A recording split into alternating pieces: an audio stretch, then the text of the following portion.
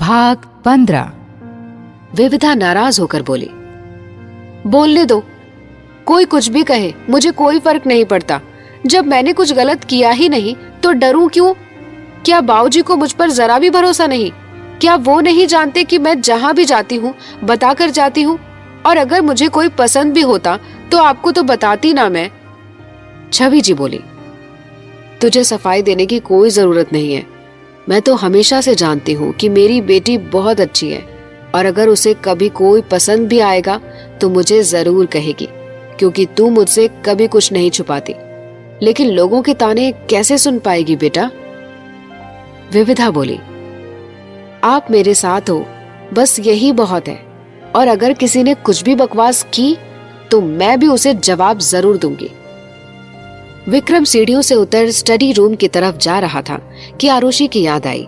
वह उसके कमरे की तरफ बढ़ चला और दरवाजे पर जाकर खड़ा हो गया। आरुषि अपने कमरे की खिड़की खोल एक ओर बैठी हुई थी। आज उसे अपने पापा की बहुत याद आ रही थी। विक्रम धीमे कदमों से उसकी ओर बढ़ा और उसके पास जाकर खड़े हो उसके सिर पर हाथ रख दिया। आरुषि को विक्रम की इस हरकत से अपने पापा के होने का एहसास हुआ, क्योंकि वह भी अक्सर पीछे से आकर उसके सिर पर ऐसे ही हाथ रख देते थे। आरुषि ने एकदम से पीछे मुड़कर पापा कहा, लेकिन सामने विक्रम को देख उसका वहम दूर हो गया। आरुषि ने जब उसे अपने कमरे में देखा तो दंग रह गई, क्योंकि आज पहली बार वो उसके कमरे में आया था। आरुषि के मुंह से पापा शब्द सुन विक्रम के चेहरे पर कसाव आ गया। कमरे में कुछ देर के लिए तनावपूर्ण शांति छा गई। विक्रम का मूड अब और भी खराब हो चुका था। वह वापस जाना चाहता था कि आरुषि धीरे से बोली, सॉरी, वो पापा भी पीछे से आकर ऐसे ही मेरे मुंह से इसलिए पापा निकल गया। विक्रम ने खुद को संभाला। ठीक है। आरुषि उठने को हुई कि विक्रम ने बैठे रहने का इशारा किया। आज तुम्हारी विविधा मैम नहीं आई ट्यूशन देने?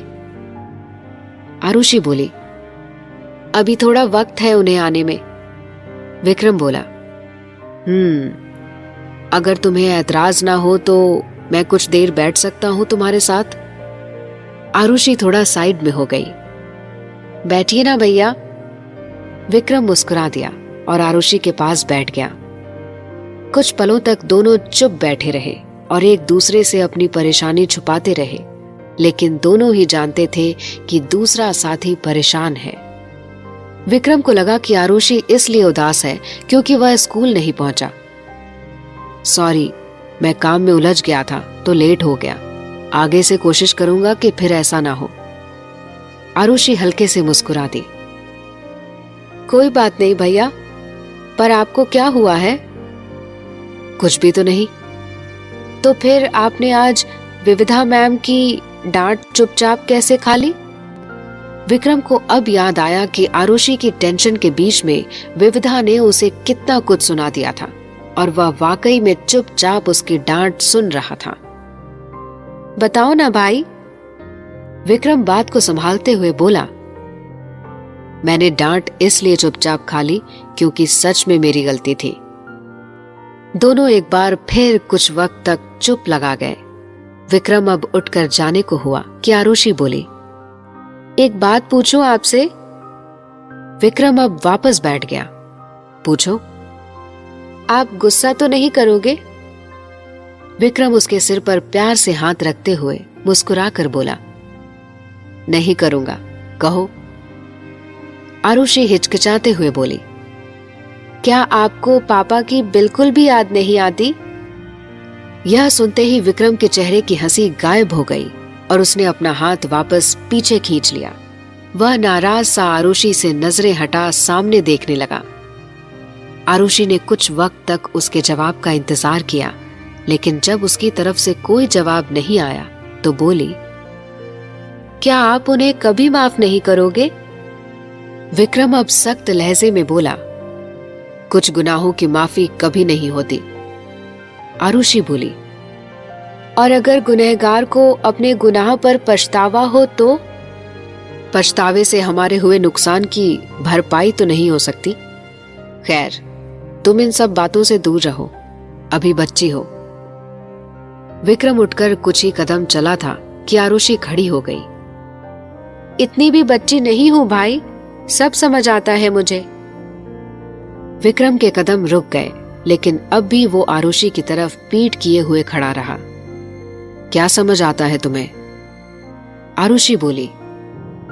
आप तो बड़ी माँ के जाने के बाद सब कुछ छोड़ आए थे, पर मैंने देखा था पापा को कि वो कैसे आपको हर वक्त याद किया करते थे। जब मेरी माँ ने पापा को धोखा दिया तो उन्हें अपने किए पर बहुत पछतावा था। वो बड़ी माँ से तो माफी मांग नहीं पाए, लेकिन आपकी माफी के लिए हर वक्त तड़पते रहे। पापा को उनकी बीमारी ने नहीं, उनके अपराध बोध ने मार डाला।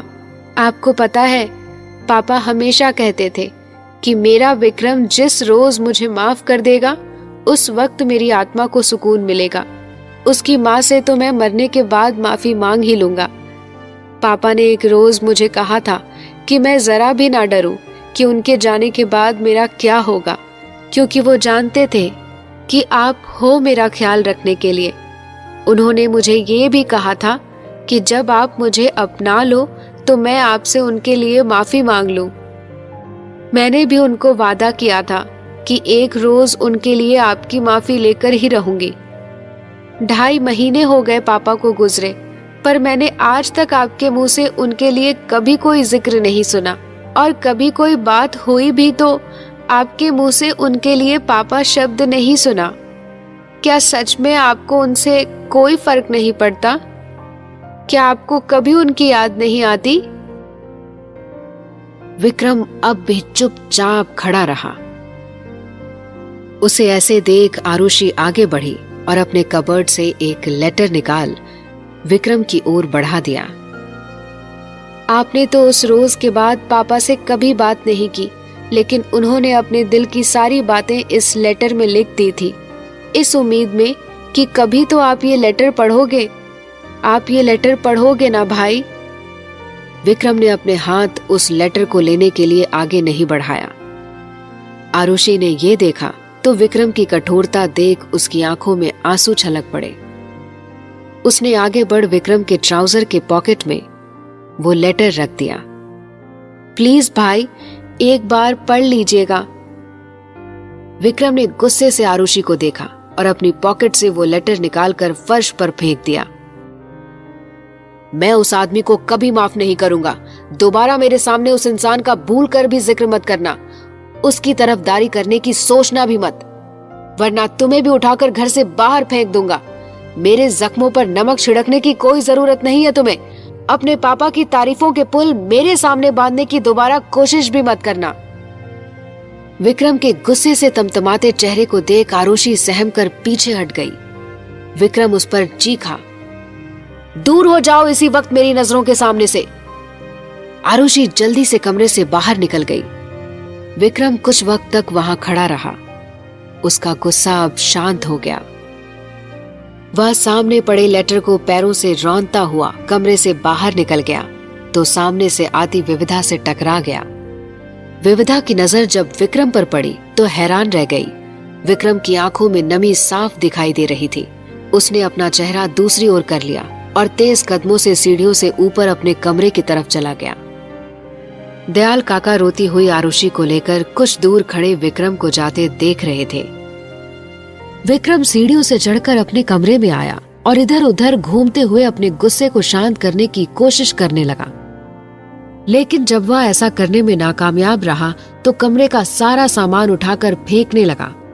सीढ़ियों के नीचे दयाल काका और आरुषि विविधा उसके कमरे से आती आवाज को सुनकर विक्रम के गुस्से का अंदाजा लगा चुके थे। विविधा ने दयाल काका की तरफ देखा। काका आप? दयाल काका उसकी बात समझ गए और जल्दी से सीढ़ियों के ऊपर चले गए।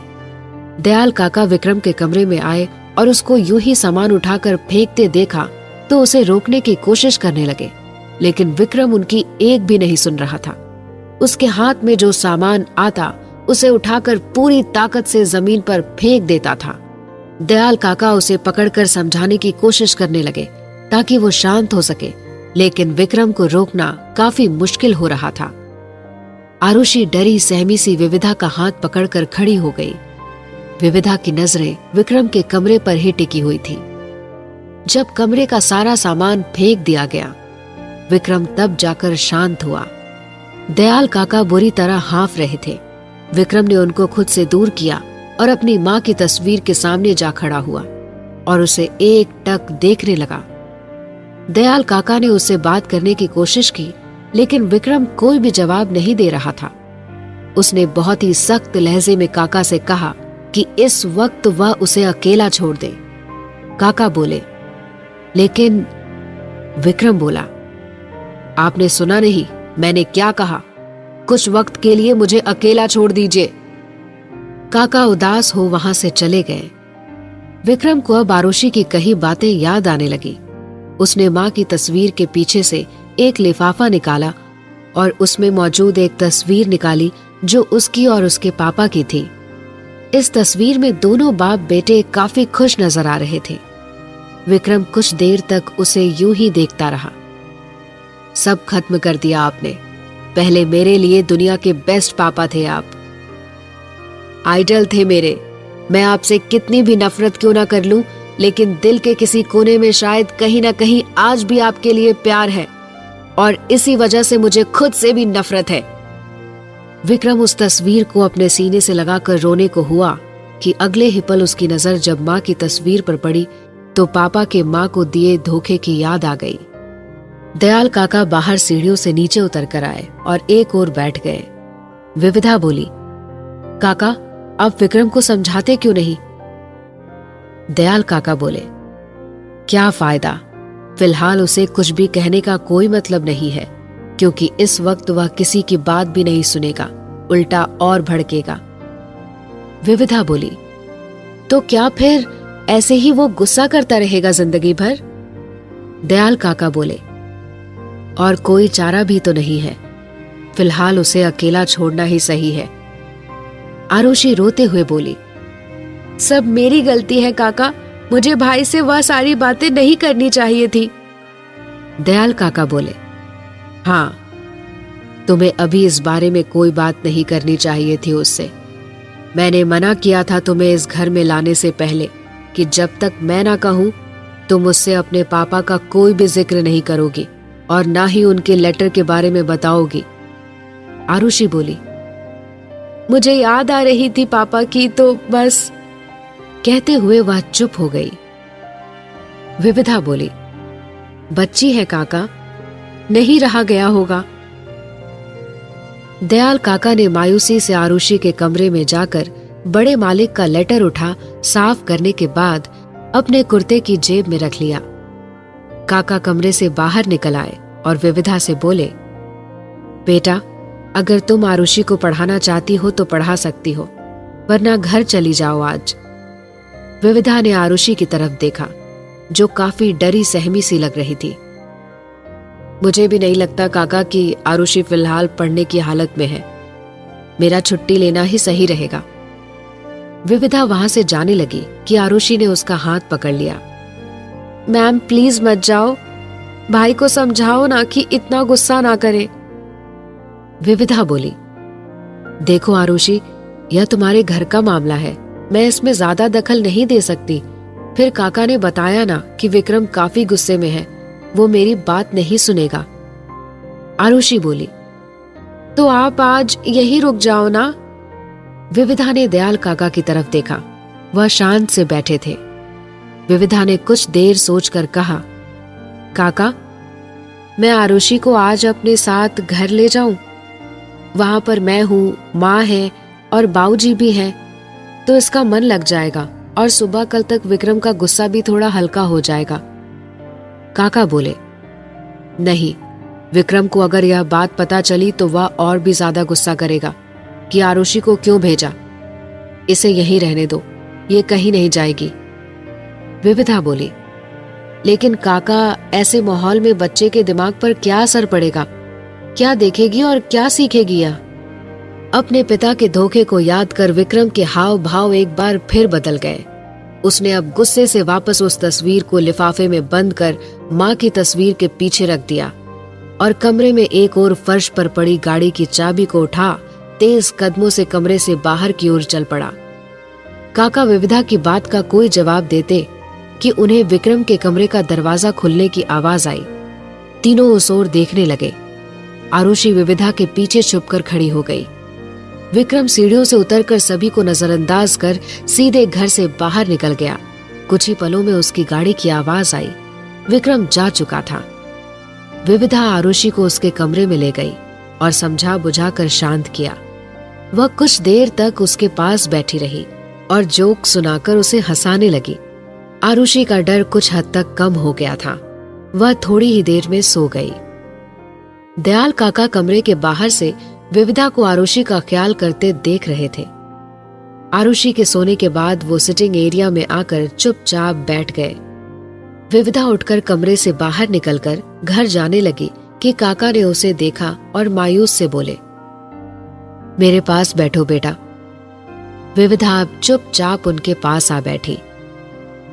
काका बोले, क्या बात है? तुम जब आई थी तो कुछ परेशान लग रही थी, सब ठीक है ना? विविधा बोली, जी काका। कुछ छुपा तो नहीं रही? नहीं, ऐसा तो कुछ भी नहीं है। दयाल काका बोले, विविधा बोली, आरुषि का ध्यान रखिएगा काका। दयाल काका ने उसकी ओर देखा। बहुत फिक्र है आरुषि की। विविधा ने हां में सिर हिला दिया। काका बोले, तो क्यों नहीं आ जाती हमेशा के लिए यहां? हमेशा उसकी नजरों के सामने रही तो अच्छे से ख्याल रख पाओगे उसका, और साथ ही मेरे विक्रम का। मुझे भी एक बेटी मिल जाएगी। विविधा शिकायत भरे लहजे से बोली, आपको अब भी ये सब सूझ रहा है? दयाल काका अब भावुक हो गए। तो क्या करूं? और नहीं देखी जाती मुझसे विक्रम की ऐसी हालत। पिछले 4 सालों से उसे अकेले ही तो संभाल रहा हूं। कभी कभी तो एकदम से बेकाबू हो जाता है। अपने बेटे की ऐसी हालत और कैसे सहन करूं मैं? कल को मुझे कुछ हो गया तो कौन संभालेगा उसे? आरुषि का क्या होगा? वह तो बच्ची है, अपने भाई का मिजाज नहीं जान सकी अब तक। तुमने देखा ना उसके गुस्से को देखकर कितनी डर गई है बच्ची। क्या भविष्य होगा मेरे दोनों बच्चों का? विक्रम नफरत की आग में ही जलता रहेगा और आरुषि उसे देखकर डरी सहमी रहेगी। बाद में आरुषि की शादी हो जाएगी तो विक्रम एक बार फिर से अकेला हो जाएगा। विविधा चुपचाप काका की बातें सुन रही थी। काका ने विविधा की तरफ नजरें उठाकर देखा और उसके सिर पर प्यार से हाथ रखकर बोले, इसलिए तो मैं चाहता हूँ बेटा कि तुम विक्रम की जिंदगी में आ जाओ और मैं अपनी बाकी की जिंदगी सुकून से जी सकूं। पता नहीं क्यों, लेकिन मेरा दिल कहता है कि वह तुम ही हो जो अपने प्यार और विश्वास से विक्रम को एक बार फिर से पहले जैसा बना सकती है।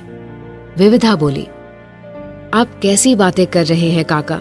आपने देखा ना विक्रम को कि कितना ज्यादा गुस्सा करता है वो।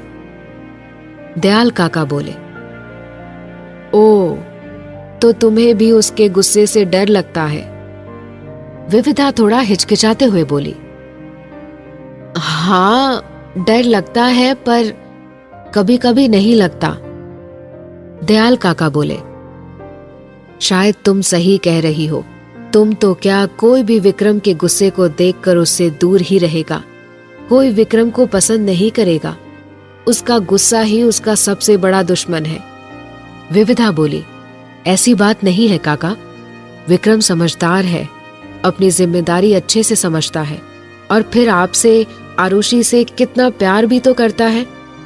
रही बात उसके गुस्से की, तो आपको बता दूं कि अक्सर वही लोग ज्यादा गुस्सा करते हैं जो किसी से अपने दिल की बातें, भावनाएं खुलकर जाहिर नहीं कर पाते। वो लोग फिर गुस्से को अपना जरिया बना लेते हैं। काका मुस्कुरा दिए। कितने अच्छे से समझती हो तुम ये सब। तुम ही देख लो, एक बार समझाकर विक्रम को। विविधा बोली, मैं क्या बात करूं? वो वैसे भी बात कहाँ करता है, बस लड़ता रहता है। मुझे देख और भड़क उठेगा। दोनों कुछ देर के लिए शांत हो गए। दयाल काका बोले, सच सच बताओ, क्या तुम्हें विक्रम जरा भी पसंद नहीं? अगर नहीं है तो फिर मैं कभी भी तुमसे विक्रम के साथ शादी करने को नहीं कहूंगा। विविधा एक पल को खामोश सी काका को देखने लगी कि क्या कहे, क्योंकि इस सवाल का जवाब तो शायद खुद उसके पास भी नहीं था। वह उठ खड़ी हुई। आप काफी परेशान हैं, मैं आपके लिए चाय बनाकर लाती हूँ, फिर आप थोड़ी देर आराम कर लीजिएगा, अच्छा लगेगा आपको। दयाल काका बोले, मेरे सवाल का जवाब नहीं दिया तुमने। विविधा झुंझला गई। आप ना पागल हो गए और मुझे भी करने की कोशिश कर रहे हैं। कैक्टस की तरह सिर्फ कांटों से भरा पड़ा है वो। दयाल काका हंस दिए। तुम्हारा समझ नहीं आता मुझे कुछ। जब मैं विक्रम की तारीफ करता हूँ तो तुम बुराई करती हो, और जब मैं बुराई करता हूँ तो तुम तारीफ करती हो। देखो कभी अपने मन में झांक कर कि क्या चाहिए तुम्हें। विविधा बोली, काका आपका कुछ नहीं हो सकता। वह किचन में आकर चाय बनाते हुए विक्रम के बारे में सोचने लगी। उसने जब विक्रम की आंखों में नमी देखी थी तो खुद को जरा भी अच्छा नहीं लगा था। वह चाहती तो थी कि विक्रम को प्यार से समझाए, लेकिन किस हक से? वो भला क्यों सुनेगा उसकी? कुछ वक्त बाद वह चाय बनाकर लाई और काका को देकर उनके साथ बैठ गई। उसने जब देखा कि काका ठीक हैं, तो जाने लगी। काका बोले, जा रही हो? हाँ, अब रुककर भी क्या करूंगी काका? आरुषि तो सो रही है, तो ट्यूशन तो है नहीं। दयाल काका बोले, सच कहूं तो जब तुम घर से जाती हो तो ऐसा लगता है कि इस घर का कोई सदस्य दूर जा रहा है। ये तो आपका प्यार है काका, अब आप परेशान ना होइएगा, और जब भी मन करे मुझे फोन कर सकते हैं आप। दयाल काका बोले, शुक्रिया। विविधा बोली, मैं चलती हूं काका। दयाल काका सोचने लगे, जरूर कोई बात है जो इस बच्ची का चेहरा आज इस तरह मुरझाया हुआ था। लगता है कुछ छुपा रही है। विविधा घर से बाहर निकली और गहरी सांस ली। पता नहीं क्या हो रहा है ये सब। एक तो मेरी जिंदगी में इतनी बड़ी टेंशन आ गई है, पता नहीं क्या मिलता है लोगों को यह सब करके। ऊपर से ये विक्रम जो अपने जख्मों को भरने ही नहीं देना चाहता, और काका भी जब देखो हमारी शादी की बात करते रहते हैं। ब्रिजेश जी अपने घर की तरफ से लौट रहे थे कि उन्हें देखकर मोहल्ले के कुछ औरतें आपस में कानाफूसी करने लगी। ब्रिजेश जी को यह कुछ अजीब सा लगा। आज से पहले तो इस तरह की हरकतें नहीं हुई। एक दो पड़ोसियों ने तो उन्हें देखकर मुंह ही फेर लिया था। यह बात ब्रिजेश जी को परेशान करने लगी कि आखिर क्या मामला है। वह घर आ छवि जी से बोले, कुछ हुआ है क्या? छवि जी अपना डर छिपाते हुए बोली, नहीं तो। ब्रिजेश जी बोले, तो फिर यह मोहल्ले की औरतें आज मुझे देखकर इस तरह क्यों कानाफूसी कर रही थी? कल तक जो भाई साहब करके रट लगाए रखती थी, आज मुझे नजरअंदाज करके चली गई। छवि जी के अब हाथ पैर ठंडे पड़ गए। उन्हें लगा कि शायद अब सच सामने आने के करीब है। उन्हें भले ही लोगों की बात से फर्क न पड़ता हो, लेकिन कहीं गुस्से में ब्रिजेश जी कोई गलत फैसला ना ले ले। विविधा विक्रम के घर से थोड़ी दूर ही चली थी कि मेघा का फोन आया। विविधा ने इधर उधर देखा तो सामने कुछ दूर एक पार्क नजर आया। उसने थोड़ा आगे बढ़कर उस पार्क के एक ओर स्कूटी खड़ी की। हाँ दी, कहिए। मेघा विविधा पर कटाक्ष करते हुए बोली, क्या बात है विविधा, तू तो बड़ी तेज निकली। सबके सामने तो बड़ी शरीफ बनती है और पीछे से बॉयफ्रेंड बना उसके साथ घूमती रहती है। आज ट्यूशन पढ़ाने ही गई थी या बॉयफ्रेंड के साथ घूमने निकली है? विविधा यह सुन खींच गई।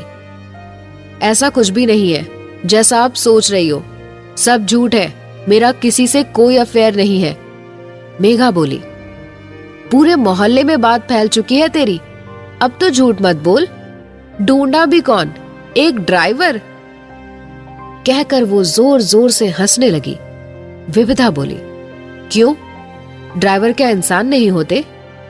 मेघा बोली, हाँ तो तू रख उस ड्राइवर को, तेरे लिए वही सही है, लेकिन हाँ उसके मालिक से मेरे लिए बात चला लेना। अगर मैं तेरे उस ड्राइवर के मालिक की बीवी बन गई तो उसकी पगार में 2-4 हजार रुपए तरक्की कर दूंगी। अब अपनी बहन के लिए इतना तो कर ही सकती हूँ ना मैं। विविधा ने गुस्से में कॉल कट कर दी और गुस्से से बड़बड़ाती हुई पार्क में पहुंच एक और कोने में आकर बेंच पर बैठ गई। उस वक्त वहां पार्क में गिनती के कुछ ही लोग थे जो दूर बैठे थे। विविधा को मेघा की बातें बहुत बुरी लगी थी। वह सोचने लगी कि पता नहीं क्या हो रहा है उसकी जिंदगी में, क्यों बिना गलती के उसका नाम ऐसे उछाला जा रहा है। क्या अब मेघा जैसी लड़कियां भी उस पर उंगलियां उठाएंगी? विविधा की आंखों में अब आंसू थे। उसने उन्हें पोंछने के लिए हाथ उठाया कि उसे कुछ एहसास हुआ। उसने चेहरा उठा सामने देखा तो कुछ ही दूर पर एक बेंच पर विक्रम किसी गहरी सोच में डूबा हुआ था। आगे क्या हुआ जानने के लिए सुनिए कहानी का अगला भाग।